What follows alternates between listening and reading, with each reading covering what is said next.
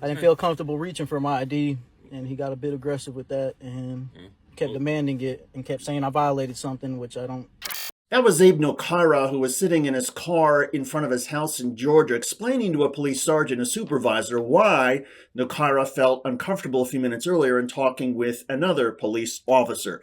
We're going to show you that first interaction in just a second, but Nokara is Palestinian American, and he said he had very clear reasons to be fearful of his interaction with police and not wanting to turn over his identification. And as it turns out, Nokara learns very quickly in talking with the sergeant that Nokara's fears about racial profiling and reasons to be angry at the police were justified. Watch. Is there like a bazooka or flamethrower in the car? Because I'm Arab. Do you have a bazooka or flamethrower in your car? Oh, come on. And that was a police sergeant.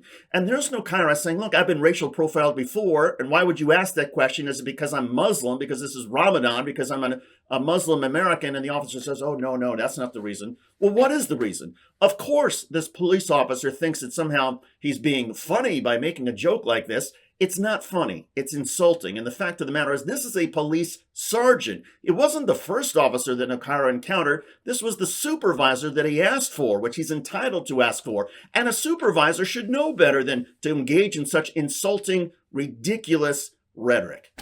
In any case, here's the first interaction. And again, Nokara was pulled over in front of his own house in Georgia. He said later it was because there was a family member inside that he didn't get along with, and he wanted for that family member to leave. So he's waiting in his car, sitting in his car, and here's the interaction with the first police officer. Watch. That's about it. All right. Do you have your ID on you? I do. Did I commit a crime? We're trying to figure out why you're out here, and we're trying to verify who you are, so that's why we're asking you for your ID. I got you. Well, I didn't commit a crime, and I also live in this neighborhood, so... We haven't verified that yet, so at this point, you're at a place at a time. We're trying to see why you're here. So, yes, okay. You have to show us your ID. Did I commit a crime again? We've already been over this. Asking for your ID now. Okay, can you call your sergeant over by chance? Sure. In the meantime, give me your ID. Yeah, I'll wait till your sergeant gets here. I feel more 36, comfortable. 24. Go ahead and start this way, please. You can run my tag. It's actually... shows I live here. I'm not trying to be hard with y'all. I just don't like... It shows us that a person that owns a truck lives here, if that's what's address. All right, so tensions are rising with that police officer. He wants the identification. Nokara does not want to provide ID. He wants to wait until there's a supervisor on the scene. According to the Georgia Legal Aid Society, legal aid organization, remember, you do not, even if you're the driver of a car that is pulled over, you do not have to answer any police officer's questions. You have the right to remain silent.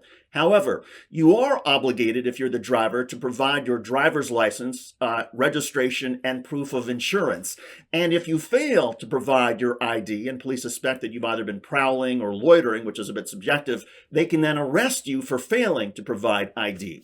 However, if you're the passenger in a car, you are under no obligation to provide any sort of identification. Only the driver is. Likewise, if you're on the sidewalk and you see something, you do not have to provide an ID, except if police can give you a reasonable, articulable suspicion. In other words, articulate the crime they suspect you of committing. If they can't do that, they can still ask for an ID, but they can't require that you produce it. And a lot of Americans who just don't know the rights will simply say, okay, here's my ID, and police will ask them, and here it is. But the fact of the matter is police can ask, but you are not required to provide ID unless they can articulate that you have committed a crime, the exception being in Georgia, if you are actually the driver of a car that is pulled over. As for Abe Nokara, he eventually was let go. Another officer arrived on the scene, said, okay, you're fine. You can move along. No worries. But clearly he had every reason to be fearful and angry about the racial profiling, which was illustrated by a police sergeant with that bazooka and flamethrower comment. Oh, man. I'm David Shuster. Thanks for joining us. Tell me your thoughts in the comment section.